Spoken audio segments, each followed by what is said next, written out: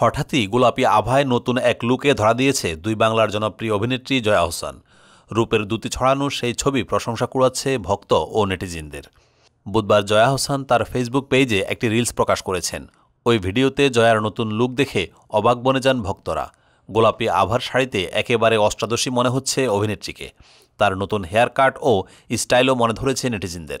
সামাজিক যোগাযোগ মাধ্যমে প্রায় নিজের নতুন নতুন লুক প্রকাশ করে ভক্তদের প্রশংসা কুড়ান জয়া। তবে আগের লুকগুলোর চেয়ে এবারের লুক বেশি নজর কেড়েছে নেটিজেনদের। নতুন লুকে বয়সকে একেবারে তুড়ি মেরে উড়িয়ে দিয়েছেন জয়া। বয়স যেন অভিনেত্রীর কাছে কেবলই একটি সংখ্যা, তা আবারও প্রমাণ করেছেন অভিনেত্রী। এমনই মন্তব্য করছেন ভক্তরা। এবার ঈদুল ফিতরে মুক্তি পাচ্ছে জয়া আহসান অভিনীত প্রথম ওয়েব সিরিজ জিম্মি।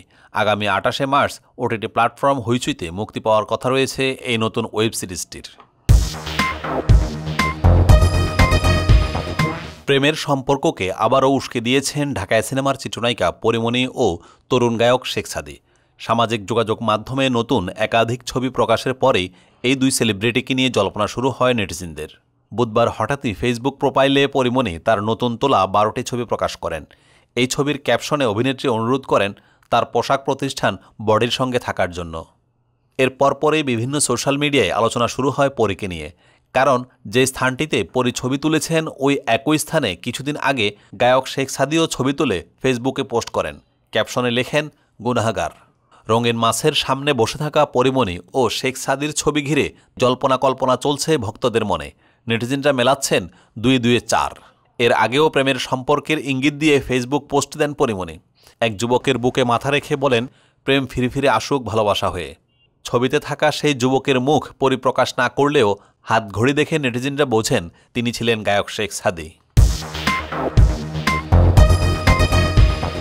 টলিউডের অভিনেত্রী শ্রাবন্তী চট্টোপাধ্যায় বরাবরই প্রাণখোলা, রঙিনও বটে। সামনে মুক্তি পেতে চলেছে তার নতুন ছবি আমার বস। এর আগে উইন্ডোজ প্রোডাকশন হাউসের হোলি পার্টিতে উপস্থিত ছিলেন তিনি। সহ অভিনেত্রীদের সঙ্গে রং খেলায় মেতে উঠলেও নিজের একমাত্র ছেলে ঝিনুকের সঙ্গে নাকি কখনো হোলিতে মেতে ওঠেননি এই অভিনেত্রী। এর কারণ সম্প্রতি ব্যাখ্যা করেছেন তিনি। শ্রাবন্তী জানান, ছোট থেকেই রং খেলতে দারুণ ভালোবাসেন। তার কথায়, ভয়ঙ্কর রং খেলতাম আমি ছোটবেলায়। সোনালি রূপালি যে রঙগুলো পাওয়া যায় না সেইগুলো দিয়ে।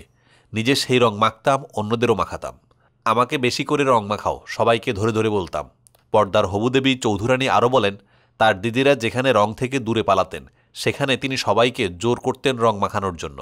বর্তমানে কাজের চাপে সেভাবে আর রং খেলা হয় না শ্রাবন্তীর, যে কারণে ছোটবেলার ওই হই হুল্লোড় করে রং খেলা মিস করেন তিনি। তাই এই দিন সুযোগ পেয়েই আবিরে নিজে রেঙে উঠলেন, অন্যদের রাঙালেন। তবে শ্রাবন্তী নিজে রং খেলতে ভালোবাসলেও তার ছেলে ঝিনুক কিন্তু রং খেলতে মোটেও ভালোবাসেন না। সেই জন্য মা ছেলের কখনও সেভাবে দোলে রং খেলা হয়নি। শ্রাবন্তী এই দিন জানান, ঝিনুক আবির দিয়ে খেলে, সে আমার মতো এমন দুষ্ট নয়, তাই ওর সঙ্গে সেভাবে রং খেলা হয় না। শ্রাবন্তী চট্টোপাধ্যায়ের আমার বস শিগগিরই মুক্তি পেতে চলেছে। এছাড়াও এই বছর মুক্তি পাবে অভিনেত্রীর শুভ্রজিৎ মিত্রের ম্যাগনাম ওপাস দেবী চৌধুরানী। শ্রাবন্তী থাকবেন নাম ভূমিকায়, প্রসেনজিৎ চট্টোপাধ্যায় থাকবেন ভবানী পাঠকের চরিত্রে।